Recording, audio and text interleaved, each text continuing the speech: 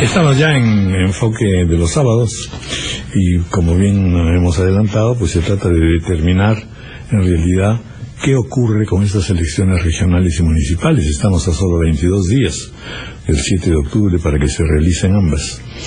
Y en general lo que uno observa, pues efectivamente, es el desconcierto, la frialdad y el hecho extraño de que según la Constitución tenemos todos el derecho y el deber de votar, pero al mismo tiempo la verdad es que el electorado hasta el momento no se pronuncia. Y las dificultades mayores que tienen la enorme cantidad de candidatos que además florecen día a día, va a ser precisamente persuadir, entusiasmar o crear algún flujo más o menos dominante en esta multitud desperdigada que en realidad no tiene ni muchas ideas y a su vez generalmente está medio en unos líos y en unas aventuras pequeñas. Reflejan lo que en el fondo queremos, es decir, queremos nuevas ciudades, mejores ciudades, queremos regiones, queremos, en fin, que el país marche en tiempos modernos y efectivamente satisfactorios. En otras palabras, en realidad, hay un contraste entre la obligación de votar, entre la multiplicación de carteles, estamos en realidad en la soledad de los carteles y la población absolutamente indiferente y mirando con sorpresa estos rostros felices que nos prometen el oro y el moro. Vamos a conversar con 4 personalidades muy destacadas para justamente explicar qué cosa pasa, cuáles son los factores que determinan la indiferencia de los ciudadanos y sobre todo qué es lo que está en juego una vez más, que ese es el desafío en general de la democracia en cualquier circunstancia y con las diversas temperaturas que se jueguen.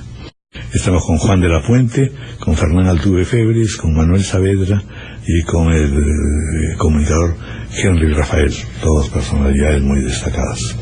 Participará el público también con llamadas telefónicas a los números 212-4100 y 212-7165. Desde el interior se puede llamar por el teléfono al teléfono 0800 13 que es gratuito. Bienvenidos, señores, muchas gracias por estar con nosotros. Buenos días, don Ramón. Y para medir, en fin, el interés o desinterés, vamos a arrancar con Manuel Saavedra para que nos cuente a ver cómo van las direcciones, las tendencias, qué es lo que podemos apreciar con respecto a las reacciones ciudadanas en un proceso que evidentemente está marcado por la frialdad, el desconcierto, el pesimismo. Sí, definitivamente, Raúl, estamos frente a un proceso muy sui generis, un proceso electoral que yo por lo menos nunca lo he gozado en todos los procesos electorales municipales y regionales. Y todo el problema político del país, que se viene reflejando en todos los niveles, nivel político, a nivel judicial, a nivel de los partidos políticos, se ve reflejado en gran medida en lo que es este proceso electoral. Raúl, estamos, como usted bien lo señala, a 22 días de las elecciones, y yo voy a mostrar algunas cifras, algunos indicadores que he traído acá preparados para que calienten el debate de hoy día en la mañana, y son indicadores sumamente preocupantes. Nosotros venimos manejando encuestas no solamente a nivel de Lima, venimos manejando también encuestas a nivel de distritos y a nivel del interior del país, y la situación es más o menos como la voy a describir en términos generales. Fíjese, he procesado el día de ayer para esta entrevista 15 distritos de Lima, más la provincia, más la información de la votación en la provincia de Lima.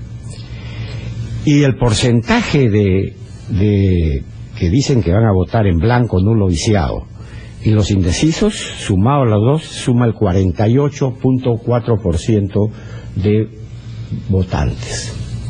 Es decir, hay 48% de votantes que en este momento dicen que van a votar en blanco, que van a viciar su voto, como una forma de rechazo frente a todo lo que se está dando en el tema político, y hay un 25% que dicen que no saben cómo votar. Esos dos porcentajes marcan la indiferencia que hay en este momento a nivel del electorado. Y esa indiferencia es consecuencia, pues, de la desconfianza que hay en la clase política. Ese porcentaje alto porcentaje que hay en este momento ya está mostrando el rechazo a todo lo que se ha venido denunciando como corrupción en todos los estamentos.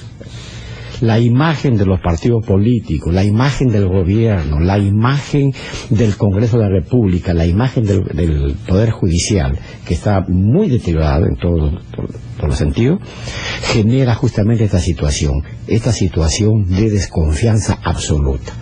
La población ve a todos los candidatos, o a casi todos los candidatos, dentro de este grupo de gente corrupta que llega al municipio, llega a los gobiernos regionales a enriquecerse, a resolver los problemas personales. Pero si uno fuera, digamos, un extranjero que viene a Lima y empieza a pasear por las ciudades, se queda impresionado por la cantidad de carteles, de entusiasmo, sonrisas y mejores perfiles. Pareciera que estamos viviendo en realidad una emoción democrática extraordinaria, con personalidades además que no conocemos, pero se les ve tan felices que de repente nos transmiten esa misma sensación a los votantes. Sí, le decía, fíjese, esta elección es muy sui generis en varios sentidos. Y lo que usted señala es algo que también diferencia esta elección a las elecciones pasadas. En las elecciones pasadas, los medios masivos jugaban un papel muy importante en toda una campaña. Ahora, los medios masivos, los candidatos los evitan. Y los evitan porque entran a formar parte de la interrogante que dice, ¿de dónde saca los recursos para moverlos a nivel de los medios masivos?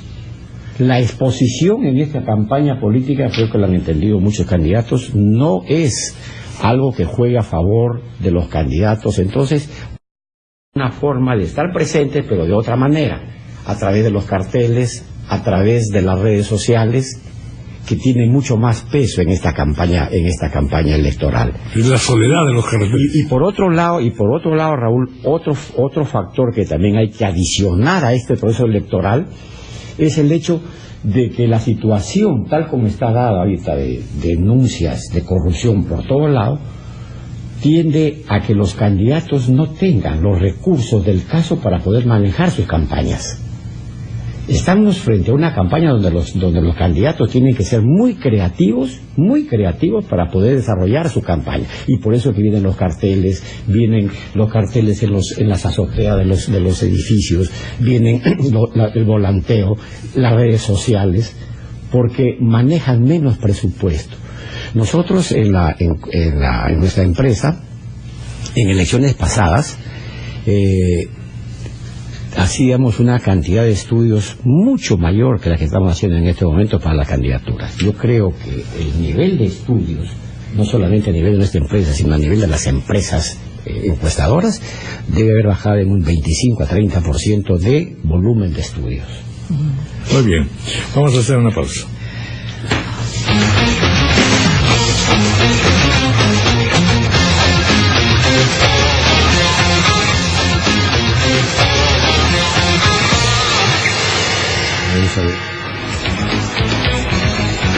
¿Cómo se están comportando? Aquí en este caso las agrupaciones políticas o los partidos, pero también estos ocasionales movimientos que surgen de la noche a la mañana y que en realidad auspician a personajes que también se desconoce muy poco. En otras palabras, hay un contraste muy grande, ¿o no?, entre el entusiasmo de los candidatos, que también es mediano, porque se les ve medio decaídos, y la nula percepción de simpatía o de atracción que tienen frente, digamos, los electores, ¿no es cierto? A ver, Juan de la Puente, ¿cómo observar esta decepción, esta soledad, en fin, enervamiento de toda fe política? Bueno, es una paradoja aparente, ¿no? Porque tenemos un escenario muy politizado. El Perú está debatiendo el futuro, su futuro todos los días y a cada minuto. Pero tenemos una campaña electoral despolitizada. Y lo que tú has llamado la soledad de los carteles. Pero esa despolitización es un esfuerzo de los candidatos y de los partidos que han tendido un cordón sanitario alrededor de los temas políticos supuestamente para no contaminarse con la política nacional, pero tenemos una sociedad que es muy politizada también. Cuando Manuel nos cuenta de que el 48% o no ha decidido a votar en blanco viciado, esa es una respuesta política. De manera es una respuesta en realidad decepcionada. Decepcionante para la propia democracia, pero al mismo tiempo es la venganza del elector. Me hace recordar esta novela de Samarago.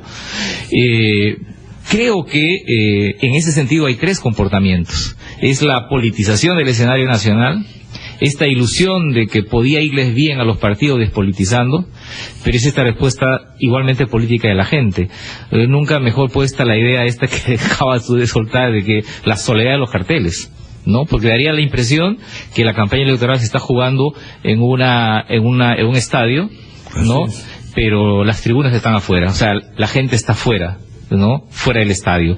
Y eso sí genera una plataforma compleja, muy desafiante para el futuro, porque la legitimidad de los elegidos va a ser rápidamente, de repente son elegidos sin legitimidad, y si tienen alguna, la van a perder rápidamente. Y en segundo lugar, creo que señala un horizonte de un límite al que ha llegado la democracia local y regional, y ya no solo estamos hablando de los límites de la democracia nacional. Se han difundido informaciones sobre estas modalidades de reelección encubierta, tráfico de candidaturas, y a mí me parece que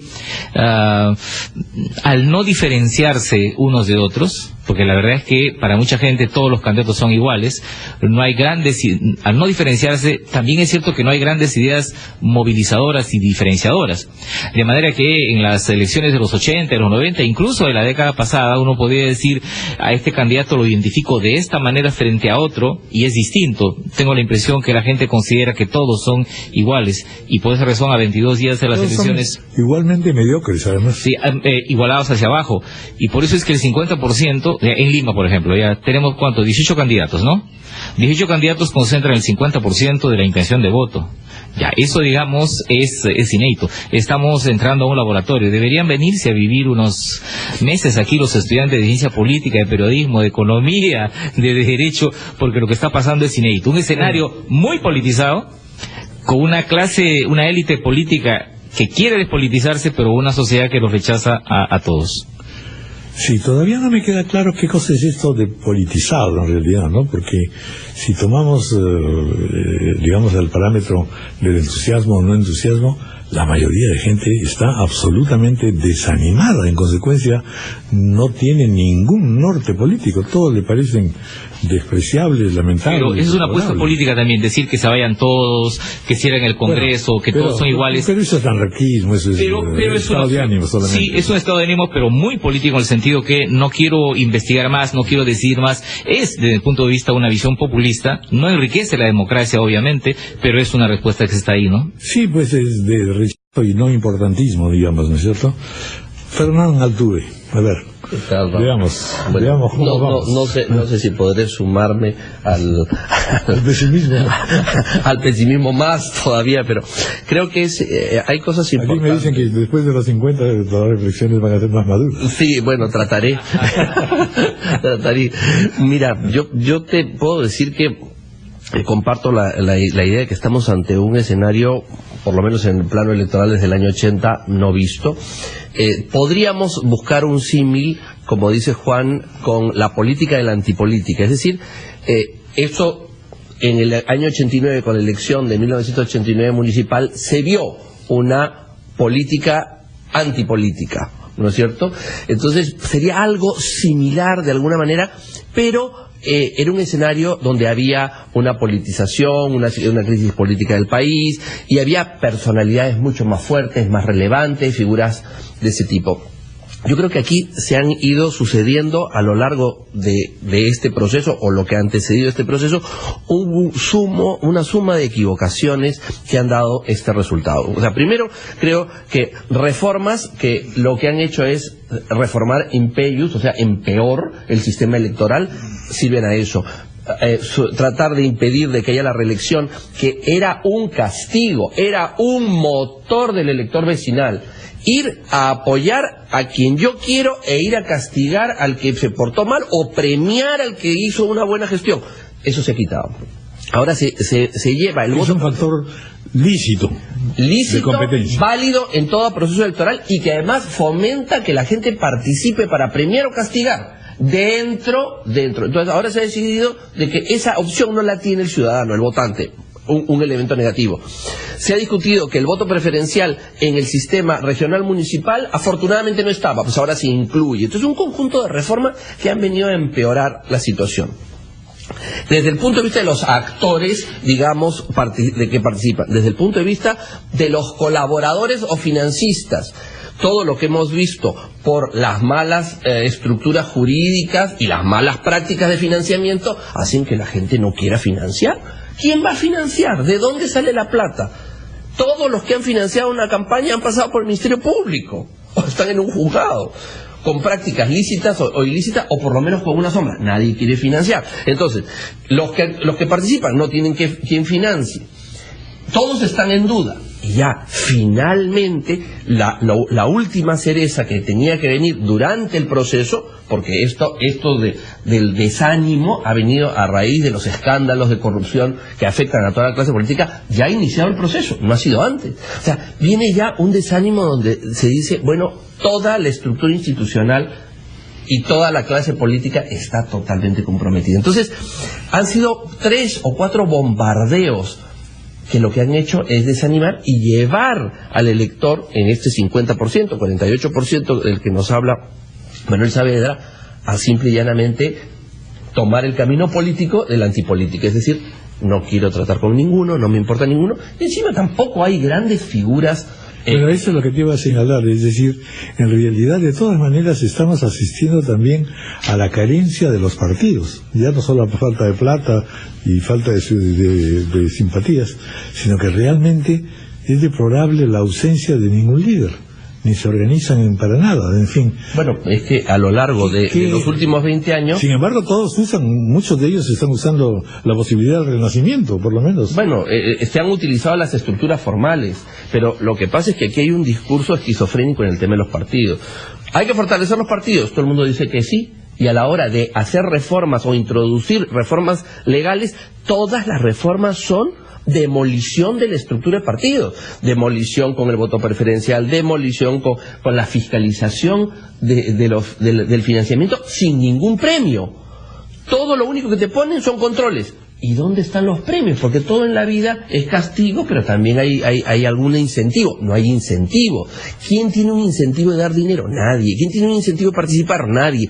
Entonces, todo es castigo, nadie es incentivo. Entonces, hemos demolido los partidos y solo han quedado como etiquetas. Y entonces, obviamente, las etiquetas son vehículos instrumentales, vientres de alquiler, les dicen, todos, los grandes, los chicos, los medianos, los históricos, los nuevos, los no nuevos. Entonces, es un escenario al que, con un discurso... Es un sancochado defectuoso. Exactamente. Y creo que el símil del estadio vacío, con la gente afuera, lleno de carteles en la tribuna, es el mensaje de lo que no puede ser la elección. Es muy grave lo que está pasando. Y si no toman medidas, y conjuntamente con la reforma judicial que se está planteando, viene la reforma electoral antes que la política.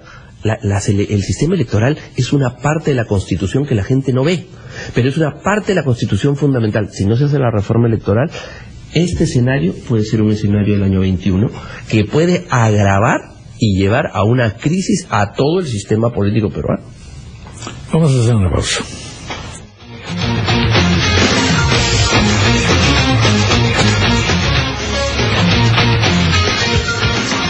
Bien, continuamos en esta conversación que por supuesto no es muy optimista que digamos, pero que en el fondo nos van reflejando los riesgos de una inacción política y de una inacción cívica en un país frente a elecciones, frente a procesos de cambio, en fin, frente a la posibilidad de construir una democracia auténtica. Vamos a escuchar ahora a Henry Rafael. Bienvenido, Henry. Gracias, Raúl.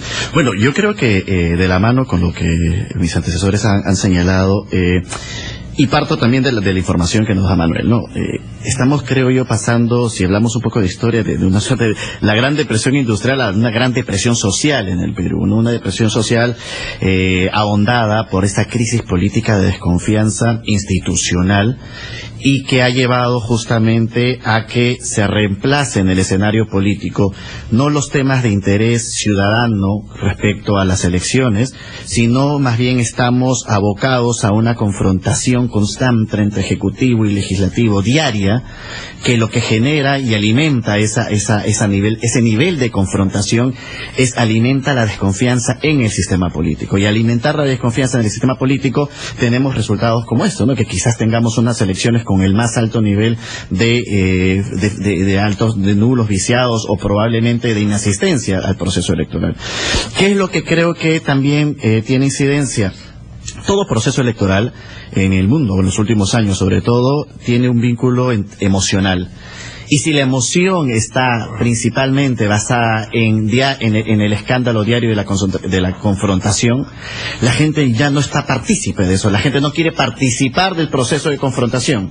Y entonces está peleada con el sistema político y no encuentra en estos candidatos a las alcaldías, a las regiones, un espacio donde pueda apostar, por decirlo así, en la democracia. Entonces, sí es una situación crítica, yo comparto que esto no le hace bien al sistema democrático en general, porque al no haber una especie de ilusión, ¿no? Normalmente es cuando si está en peligro, la ilusión de poder desarrollar y sacarla adelante son las elecciones. Es en el proceso electoral donde el ciudadano tiene el único espacio de tomar decisión. Y comparto con Juan, donde dice que probablemente lo que tengamos aquí es el castigo de la ciudadanía frente a un sistema político que lo que está demostrando es probablemente una guerra constante de intereses y un poco espacio para resolverle los problemas ciudadanos, ¿no?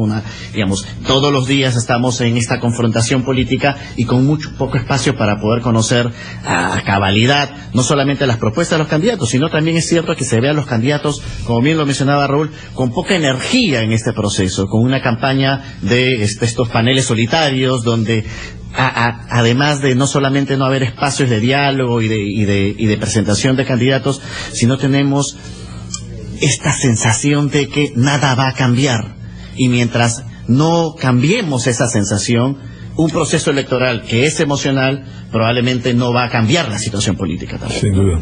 Bueno, pues la verdad es que queda muy poco margen para el optimismo, pero por lo menos sí me gustaría considerar, digamos, si vemos algunos elementos interesantes, porque es indudable que la población es perfectamente consciente de los enormes problemas que atraviesa su territorio, su espacio urbano y semiurbano, y la gente sabe cuáles son las necesidades que tiene cada una de sus poblaciones. Acabamos de estar en la mañana con dirigentes de provincias que nos señalaban con toda claridad qué cosa es lo que se necesita, los problemas de las tierras, de las urbanizaciones, toda la cuestión de la reconstrucción, etcétera. Es decir, hay conciencia ciudadana de qué son las cosas que se necesitan hacer, pero no le atribuyen ninguna posibilidad de ello a los candidatos o a los planes de gobierno. No sé si estoy en lo correcto en esa apreciación, pero lo que me interesa saber es si en efecto esta decepción de la ciudadanía encierra algo de esperanza con respecto no solamente al proceso, sino decir, bueno, vamos a ir rectificando nuestra conducta política frente a los movimientos y partidos, etcétera, definiéndonos mejor. Manuel Saez. Sí, mira, Raúl, nos hemos detenido en este momento en ver la situación actual, ¿no? Cómo están los porcentajes de indecisos y cómo más o menos sobre esa base se podría visualizar, olfatear lo que va a venir para el 7 de octubre. Y yo quisiera detenerme en un análisis un poquito más allá de esta información, ¿no? Fíjate, el voto blanco nulo viciado, que hay que diferenciar ahora este gran porcentaje, ese 48%, yo lo analizaría más fragmentadamente. Este porcentaje de blanco nulo viciado es un voto que expresa un rechazo ya instintivo de parte del electorado en este momento. Y es un voto que puede ser un voto duro, puede ser un voto duro. Es un voto mucho más difícil de cambiarlo de aquí al día de las elecciones. Pero siempre ha existido eso en un momento dado, pero luego la verdad existe también la teoría de que finalmente ya en la urna tú dices, bueno, yo quiero ser útil de alguna manera, me siento un marciano aquí votando, entonces quiero apoyar algo, no sé. Sí. Pero eso más va por el lado de los indecisos, no por el lado de los blancos nulo viciados. Fíjate, yo creo que este 23.8% de blancos nulo viciados sí se va a reducir en algo. No en mucho, pero sí en algo. Y si lo comparamos con las elecciones pasadas, para el caso de Lima, el blanco nulo viciado llegó a un 10%, 9% aproximadamente. Si estamos hablando de un 23.8% de blanco nulo viciado, asumiendo que va a contraerse un poco más, va a ser, a todas luces, parece ser que va a ser mayor que el porcentaje de blanco nulo viciado de la elección pasada. Donde hay mucho más posibilidades, donde los candidatos deberían trabajar más, y esto como un aporte a los candidatos, es en trabajar a nivel de los indecisos, que ese 25% de indecisos sí es posible con más facilidad de poderlo convertir como una intención de voto hacia uno de los candidatos. Yo creo que por ahí viene un poco el trabajo que deberían hacer los candidatos, de trabajar a nivel de esos indecisos, cómo captarlos para que realmente ese nivel de indecisión se convierta en una acción de voto efectiva. Porque, para terminar, estos dos porcentajes pueden orientar el voto hacia un mayor porcentaje de blanco nulo viciado o hacia un mayor porcentaje de ausentismo. Juan de la Puente. Yo creo que hay espacio para el optimismo y para medidas de recuperación de la confianza. Y eso yo creo que está en manos de los electores. Los electores deberían pedir a los candidatos grandes promesas. Yo no puedo decir que no hay promesas. Y la democracia se construye con grandes ilusiones, con grandes promesas, y eso tiene que ver con el talante de los partidos y también de los actores. Yo veo que en la última etapa los políticos, a quienes hemos criticado siempre que nos prometen, pero ya ni siquiera nos prometen. Si nos van a prometer, si nos van a mentir, mítanos bonito, bien empaquetadito, como dice la canción de no, mínteme bien, como Luis Miguel. La cosa es patética. Ya ni siquiera te mienten. Claro. Entonces tengo la impresión que por ese lado va. Y ahí yo identifico. En realidad los candidatos los llevan a ayudar. Y entonces ahí me parece que hay grandes ideas que se esperan en materia de transporte, algunas, pocas he escuchado, pero no hay un imaginario completo en realidad del transporte.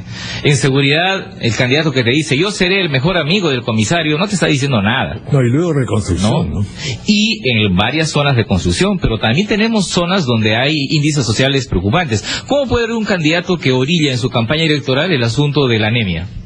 Que el asunto de que se ha detenido o bajado la intensidad de la reducción de la desnutrición crónica infantil, ¿no? En los años 80 hubo un candidato, Alfonso Barrantes, que por fuera de lo que podrían ser las atribuciones de la municipalidad dijo, propongo un vaso de leche, ¿no?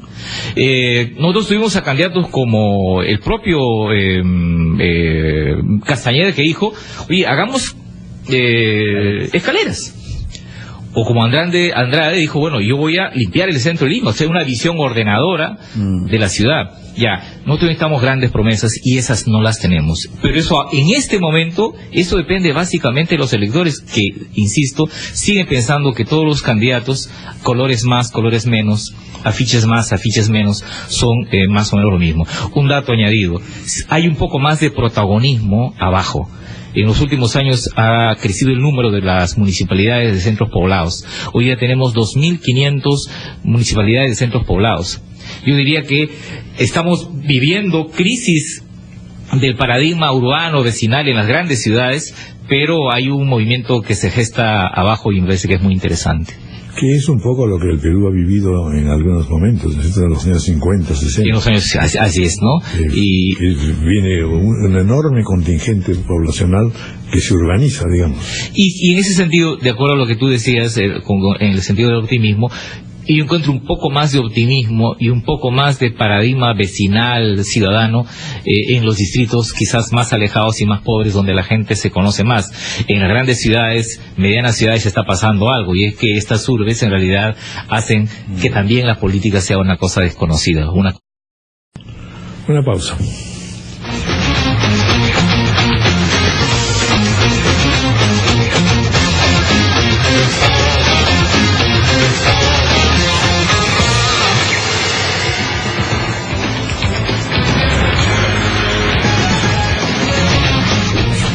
Hernán Altuve. Bueno, mi querido Raúl, aquí estamos. No, dice lo que quiero decir. ¿Es posible imaginar algunas ideas que puedan servir para animar o reanimar el proceso electoral, por un lado? Bueno, a ver, y que los destaquen algunas figuras. Juan está planteando el tema del optimismo, y claro, yo creo que hay que tratar de ver la oportunidad en la situación difícil que hoy día está. Yo creo que viendo la encuesta que mencionó comparativamente Manuel Saavedra, la elección pasada, donde hubo 10% de voto blanco, fue una elección, y vuelvo al problema de la reelección, donde había gente que quería premiar. Había gente que quería castigar, había gente que quería que no viniera un candidato y que quería que se quedara una candidata, o otros que no querían que esa funcionaria o alcaldesa se quedara. O sea, había algo por qué luchar. En cambio, ahora, al quitar la oportunidad del premio, al quitar la oportunidad de la decisión, al impedirle la meritocracia, el premio, entonces lo que se ha llevado es que todos los demás se pongan en una situación de apoliticidad y no le tienen miedo, los candidatos le tienen miedo a la política. Uno va paseando por las calles de Lima y va viendo distintos candidatos en distintos distritos, y todas las propuestas son propuestas que no tienen contenido político. La veterinaria, mi perrito, yo te voy a poner el perrito, o sea, cosas que nadie va a cuestionar. El adulto mayor, dicen en un lado, vamos a tener una guardería para un niño. O sea, cosas que no van a generar polémica. Le tienen miedo a la polémica, le tienen miedo a la política. Sienten que entrar en el campo político es entrar a una situación tóxica, como lo que se ve en la política nacional, y que eso los va a dañar. Entonces se mantienen al margen. Entonces han renunciado a la política distrital, han renunciado a la política provincial, han renunciado a la política, y entonces, claro, la gente no quiere. Ahora, el Parlamento está pagando también el no haber restituido la reelección, porque se comprometió a ello y no lo ha hecho. Y ahora está pagando porque ellos debieron devolverle al país una necesidad para hacer que la política viviera. Entonces, lamentablemente, yo creo que el mal diseño institucional, sumado, lamentablemente hay que decirlo, a la falta de convicción política de los candidatos. Los candidatos ya no quieren ser ni políticos, quieren ser gestores, no quieren ser militantes de un partido, no quieren estar en el partido. Pero, por ejemplo, una cosa que sorprende es las redes sociales, cómo se están comportando en este proceso electoral. Bueno, yo creo que las redes sociales y los medios de comunicación están supliendo a los partidos. Si también hay una forma en la cual muchos periodistas están sufriendo una crítica, es porque están supliendo políticamente lo que deberían hacer los políticos lisiados, porque son ciegos, sordos, mudos. Entonces, claro, ¿qué le queda al periodista? El periodista, su función es preguntar y exponer al político ante la opinión pública. Pero si el político se esconde tras la veterinaria, tras la Plaza del Pueblo, no dice nada, entonces tiene que ir con una muleta el periodista. Entonces llega un momento en que las críticas en las redes son a los periodistas y a los políticos. ¿Puede haber alguna dosis de optimismo? No, yo creo que hay una dosis de optimismo si es que sacamos lecciones de esto. Y es decir, aquí hay que hacer, por emergencia, una reforma judicial, por imperiosa necesidad, una reforma electoral, donde se conjuguen gente técnica y gente con experiencia para fortalecer partidos, y ya que los candidatos que no quieren hacer política, pues que no sean candidatos. O sea, es una elección de política vecinal, pero es político, porque la antipolítica nos va a llevar a un vacío de poder y a situaciones que ya hemos visto en el pasado. O sea, estamos arriesgándonos si no corregimos. Y ahí todos son responsables. Las instituciones nacionales, las instituciones partidarias, los medios de comunicación, porque suplir a los políticos cuesta y daña, Y todos los demás organismos técnicos, o sea, tienen que suplir. Hay una oportunidad. Estamos viendo en chiquito el riesgo de un problema gigante en una elección. Se supone que en realidad un proceso electoral pues ayuda a la reconstitución de los partidos, cosa que no está ocurriendo en el Perú.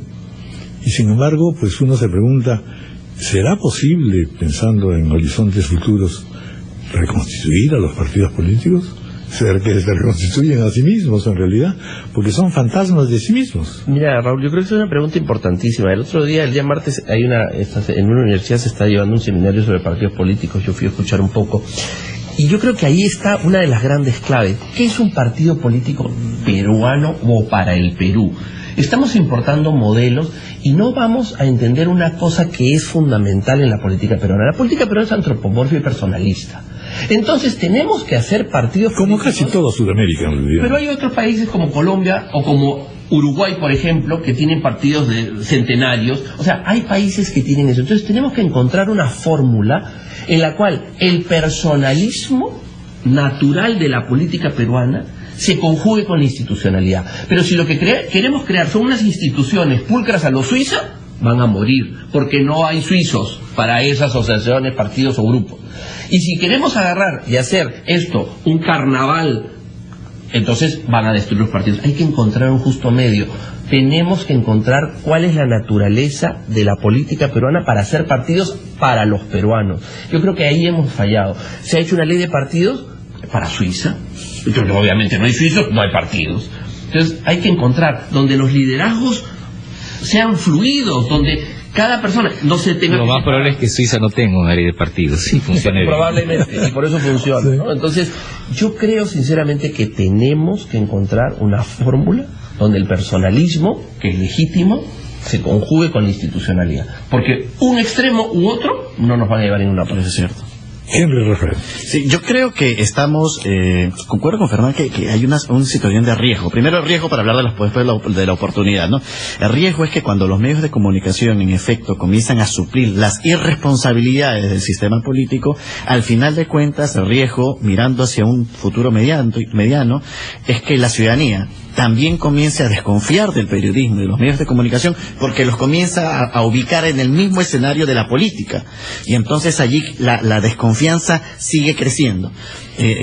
Creo además que está pasando una situación graciosa en el proceso electorales, las estrellas del marketing político abundan, pero hoy tenemos mucho marketing y menos política, ¿no? O sea, marketing entre el perrito, la veterinaria, como lo acabo de decir, ¿no? O frases, por ahí, si nos pasamos para ver los paneles, hay una creatividad asombrosa, o desastrosa, por un lado, de paneles y publicidad. Sin embargo, creo yo que la responsabilidad, y ahí sí discrepo, que no debería ir a la ciudadanía. Para hablar de oportunidad, creo, concentrándonos en estas elecciones regionales y municipales, la responsabilidad es de los candidatos y son ellos los que tienen que apostar por darnos propuestas mucho más sensatas, pero a la par, pues, en efecto, sí, con una ilusión. Yo no sé si hay que mentirnos o que miénteme bonito, pero por lo menos ser mucho más claros que sí es posible hacer cosas para el país, porque Lima y el país formas posibles, pero necesitamos candidatos que se atrevan a proponerlas para que después se atrevan a trabajar por ellas y tienen que someterse más al escrutinio público. A los candidatos no se les ve en actividad y están como viendo un poco cómo crecen y probablemente recién salir a las calles y contactar a la ciudadanía en la última semana. Entonces yo sí creo que la responsabilidad principal está en los candidatos y la verdad ayudaría mucho que esta sensación de adversidad entre el Congreso y el Legislativo, entre el Legislativo y el Ejecutivo disminuya, porque eso tampoco ayuda a generar un clima electoral que se necesita para estas elecciones. De acuerdo, bueno, la verdad es que el diagnóstico pues es complicado y al mismo tiempo deficitario en el sentido de que no nos da muchas alternativas de optimismo. Pero quisiera cerrar el programa con una pregunta a Manuel Saavedra. ¿Cómo sientes que está viendo la juventud este asunto? Sí, mira, yo creo que de todos los electores, los más decepcionados y los más apáticos frente a este proceso electoral es la juventud. Porque la juventud se mueve mucho a nivel de las redes Y si tú haces un seguimiento en las redes son muy duras frente al proceso electoral, son muy duras frente a todo lo que se viene dando a nivel país, son muy duras frente a las poquísimas propuestas creativas que puedan estar dando los candidatos. Entonces yo creo que toda esta gran cantidad de electores nuevos, muchos de los cuales votan por primera vez en este proceso electoral, pienso que son los más reacios y los que van a estar más atentos hasta los últimos días. Y toda cuestión de generar un optimismo mayor de aquí al día de las elecciones, yo creo que pasa por los mismos candidatos que sean creativos y que vayan a enfocar dentro de sus propuestas los problemas que tiene cada uno de los distritos, que son muchos y muy graves, Raúl. Yo pienso que realmente cabe una cuota de optimismo, pero básicamente va a depender muchísimo de la campaña de los candidatos, que dejen de lado, porque también están muy golpeados casi todos los candidatos, que tomen fuerza para manejar en estos últimos días su campaña y sobre la base de la problemática distrital, que está identificada por los propios candidatos, Raúl, no es nada nuevo. Cada candidato en su distrito tiene identificado los grandes problemas, y sobre esos grandes problemas del distrito es que hay que elaborar propuestas que no se vienen manejando en este momento. Bueno, muchísimas gracias a nuestros, gracias, como siempre, estimados y importantes expositores que nos han ayudado a esta mañana. Y nos vamos, son las 10 de la mañana.